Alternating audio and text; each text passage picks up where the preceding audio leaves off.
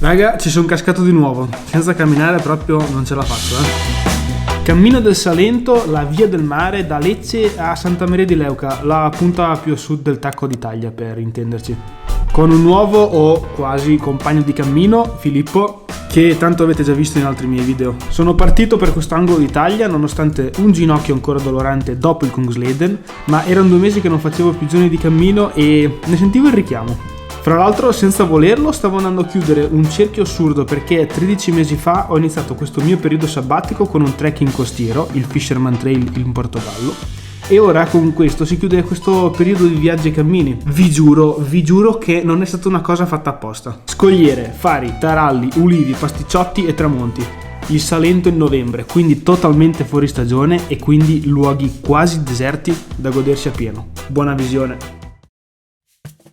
Siamo arrivati nella bellissima Lecce il giorno prima di iniziare a camminare e già lì siamo partiti benissimo perché Serena e Marco ci hanno ospitati, ci hanno fatto da ciceroni in giro per la città e ci hanno davvero fatti sentire a casa. Che figata questo potere dei social. Sì, perché questi 2 ragazzi ci seguono da tempo e soprattutto Filippo li conosceva già e quindi io, come dico sempre, dovrò essere infinitamente grato a YouTube e a Instagram per questo genere di cose. Quindi dopo una bella cena e una bella serata in compagnia eravamo pronti per partire. È ufficiale, non fate il cammino del Salento dal 12 novembre in poi perché fa freddissimo, ragazzi, muore di freddo, c'è il ghiaccio per strada, ci vogliono i ramponi, lasciate perdere, pericolosissimo. Fra l'altro Serena quella mattina ha deciso di accompagnarci per un tratto di cammino dato che era libera e quindi ci siamo fatti qualche chilometro in compagnia.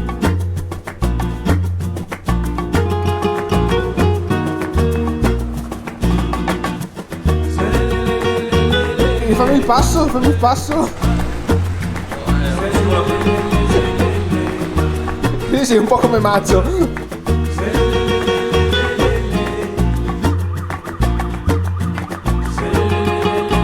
Quindi come primo consiglio possiamo dire studiate bene la partenza perché i bivi potrebbero essere infami. Tra Via dei Borghi e Via del Mare c'è una leggera differenza, per cui non fate come noi che abbiamo sbagliato. Questa cosa non doveva venire fuori ma è venuta fuori lo stesso. Ma tanto la vedono giusto 3-4 persone. Rimane per noi.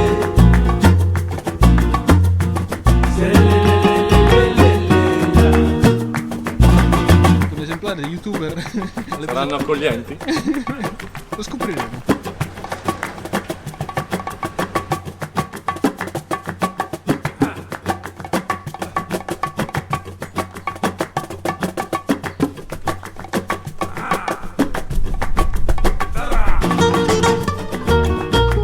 Prima parte di questo cammino come da programma completamente su asfalto, ma si sapeva, e fra qualche chilometro però siamo già sul mare e dopo da lì sarà tutto mare, quindi va bene. Lecce è molto bella, l'uscita un po' meno, ma come tutte le città da bypassare è così, si stanno aprendo un po' di panorami intorno, iniziano ad esserci un po' di ulivi qua di fianco, quindi bene, la situazione inizia a migliorare e soprattutto c'è veramente caldo perché oggi è il 14 di novembre e in questo momento ci sono 25-26 gradi, che va benissimo perché è una temperatura ottima, però fa un po' strano perché sono partito da casa con nebbia, 5 gradi e giubbino addosso, ma va bene così, giustamente la latitudine è tutt'altra cosa.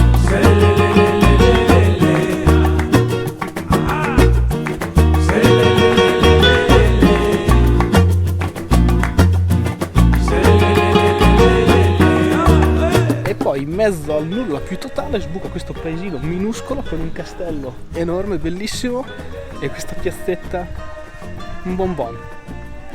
Il bello dell'Italia, Ci sto sbavando. No, che cazzo, aspetta. Non è Hiker Trash questo, vero? Ragazzi, questo qua è già il terzo pasticciotto in meno di 24 ore. Nell'arco di 3 da quando siamo sbarcati e grazie a chi ce l'ha offerto. Dovrei anche spegnere la telecamera. Sono tutti giga che vai a buttare. La cosa bella è stata che dopo a Caia, dove abbiamo fatto quella pausa, è iniziato qualche tratto di sterrato. L'asfalto sarà anche comodo da camminare, ma vuoi metterla a terra? Sembra un angelo venuto dal cielo. Basta. Finito lo zucchero in corpo. Giusto per dirvi qual è già il mood. Dopo poco Marco ci ha raggiunti per venire a recuperare Serena perché giustamente gli impegni lavorativi incombono. ed era quindi quasi arrivato il momento di salutarci. Cosa ci fa lei qua? Mi sono perso, facendo una passeggiata a quest'ora, mi sono perso. Non sapevo più dove andare. Dovevo andare e andavo di qua. Giusto? Come va? Bene, bene, Posto. bene. Quindi dottore, è giunto il momento di alleggerire Alleggerire la coscienza. lo scafandro. Allora, Dobbiamo questo lo tengo. calare. Questo è il cibo, antivento e antivento. Solo? Quanto pesa?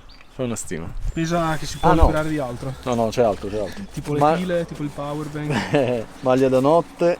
Allora, E tutto questo dopo solo 6 ore di cammino. questo. Bene, bravo. Quindi alla fine della fiera. È un buon chilo. Su quanto lo stimiamo? Un chiletto? Pure di più, dai. Un paio di chili sono quelli. È stato bravo allora. Molto. No, si poteva partire più leggero. Io pensavo di essere partito leggero. Scusate le ascelle. Bene. Bene, quindi abbiamo salutato Marco e Serena che ci hanno ospitato, ragazzi, sotto i nostri trail angel per ieri sera. Sono stati stupendi, ci hanno trattato da Dio, quindi ragazzi vi ringrazio di nuovo anche tramite video perché siete stati eccezionali. E adesso a veramente breve dovremo arrivare al mare, sono le 2, pranzare non abbiamo pranzato, stiamo andando avanti così per inerzia di pasticciotti e una volta arrivati al mare finalmente ce lo godremo un po' e poi si andrà a finire a San Foca, dove dovremo anche cercare di andare a dormire tra una cosa e l'altra. Però Se ci fosse un posto letto. non è un problema, insomma.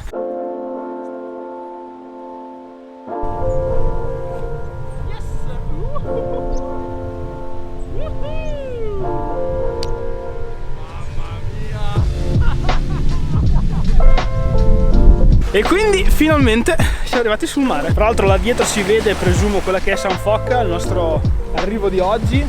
Mare stupendo, gioia ai massimi. Da oggi fino alla fine di questo cammino saremo su queste acque.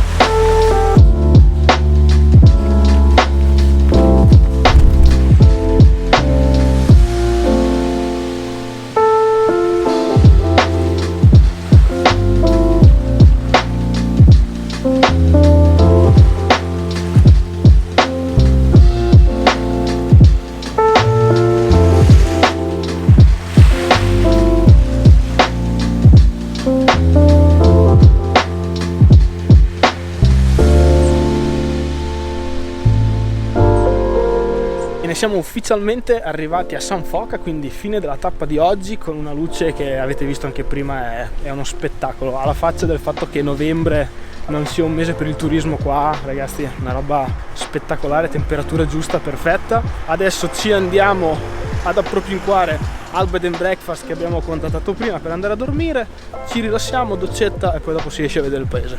In realtà siamo usciti direttamente per cena, trovando a fatica un ristorante aperto, e il giretto lo abbiamo fatto dopo. Ma raga, il Salento in novembre è quasi completamente spopolato e quindi è sembrato quasi di girare in una città fantasma.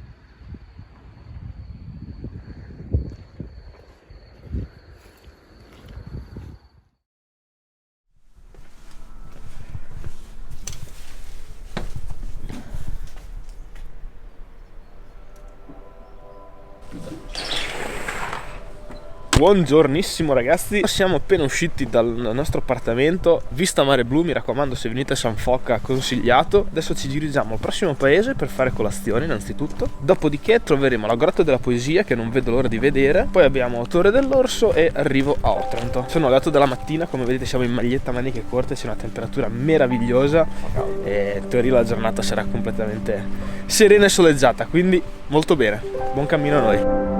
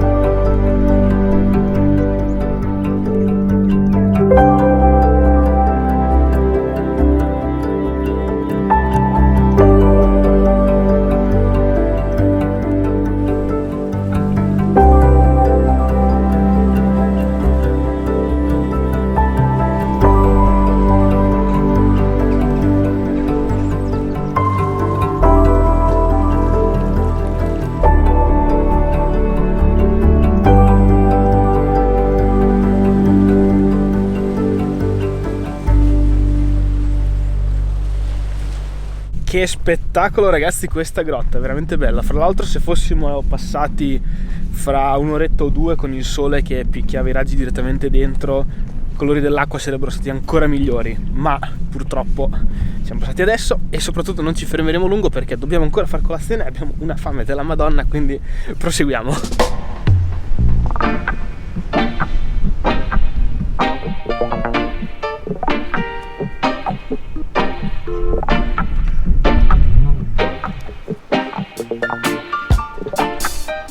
Finalmente è giunto il momento in cui ci possiamo cibare con due robette tipiche del luogo, vista mare. Se passate da Torre dell'Orso, Dentoni. Vi sto dando troppi consigli però su dove andare su questa cammina, non va bene. Non fa il timbro.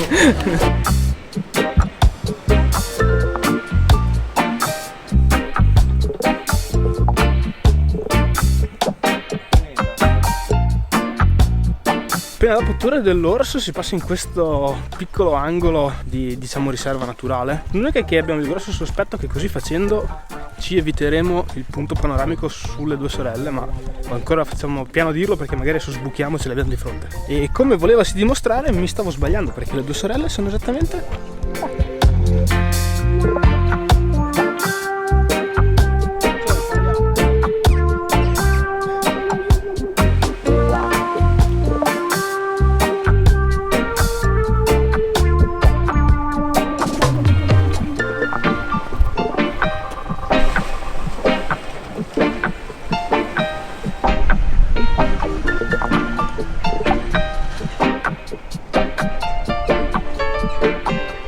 Allora, da un appenninista, da un vecchio appenninista direi, primo panorama sul mare sconvolgente.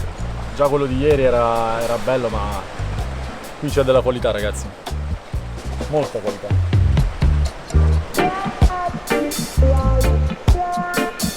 Ma il fatto è che quel giorno non riuscivamo ad andare avanti perché ogni chilometro c'era qualcosa di stupendo da vedere. Vi giuro, non sembrava reale perché prima la grotta della poesia, poi dopo le due sorelle e poi dopo siamo arrivati a Torre Sant'Andrea che, vabbè, ve lo lascio vedere perché, scusate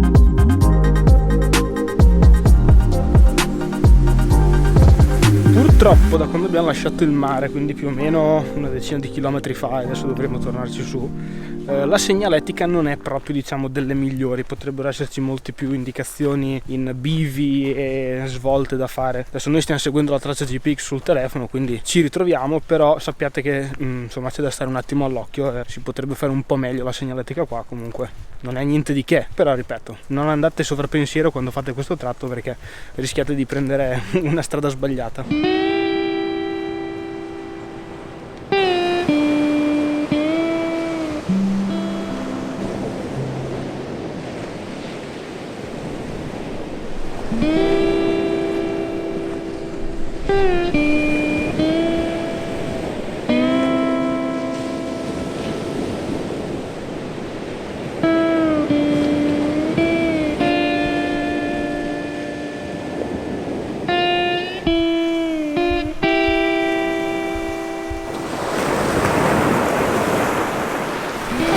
Allora, contavamo di mangiare in un qualche locale, ma c'è esattamente tutto chiuso, però vabbè, lo sapevamo, siamo a metà novembre in una località balneare, quindi ci può stare che sia tutto chiuso. Per fortuna abbiamo le nostre scorte, abbiamo sgranocchiato qualcosa, adesso direzione Otranto, avremo ancora più o meno un'oretta e mezza di cammino e potenzialmente ci beccheremo un altro tramonto come ieri, perché qua alle 4:30 va giù però va bene, bello, atmosfera.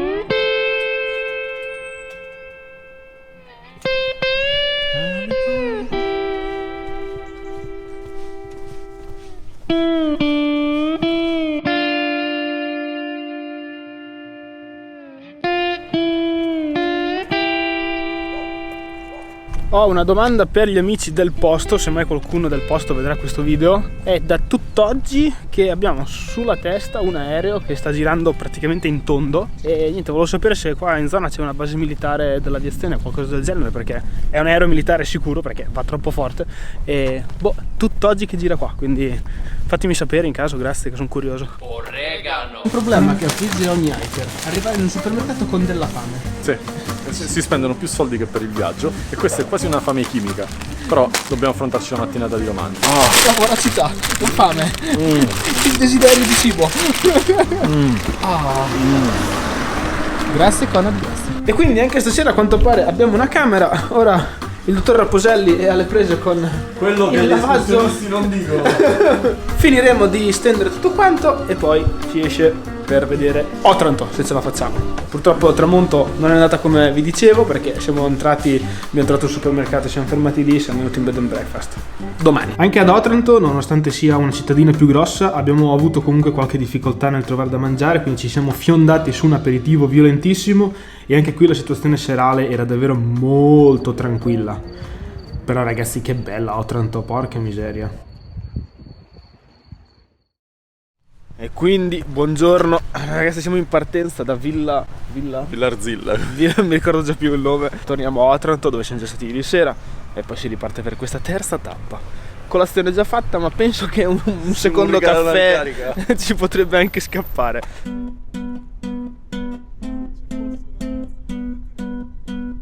Camminatori, non preoccupatevi. E anche a Otranto il timbro lo facciamo alla prossima tappa. Ok, sarebbe dovuto fare qua al castello, ma la biglietteria dove appunto appongono il timbro è chiusa perché il castello è in ristrutturazione. Nelle tappe scorse abbiamo fatto praticamente pochissimi timbri, ma va bene così, insomma. Novembre è tutto chiuso, quindi sì, perché oltre alla penuria di locali aperti per mangiare c'era anche la difficoltà nel farsi timbrare la credenziale, che sarebbe poi questa: ci mettete i vostri timbrini come tutti gli altri cammini e bla bla bla. Comunque di questa cosa ve ne parlerò in un altro video. Ciao.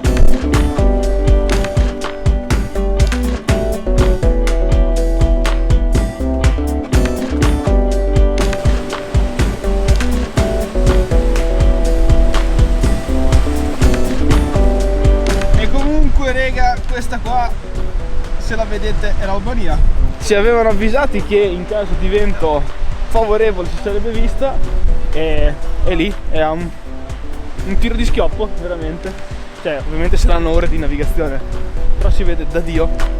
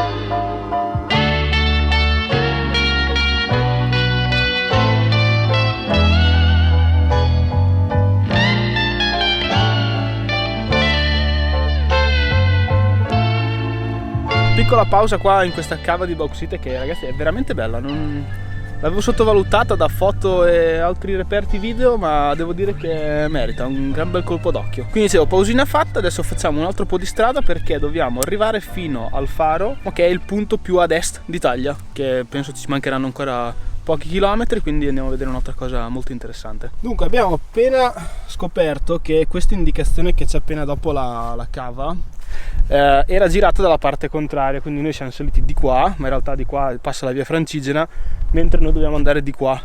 Ora, io non so se questo sia stata una super burla di un qualche simpaticone che ha deciso di così rompere un po' le scatole o se è successo qualcos'altro, però ripeto, sempre attenzione, guardate la traccia GPX perché è meglio.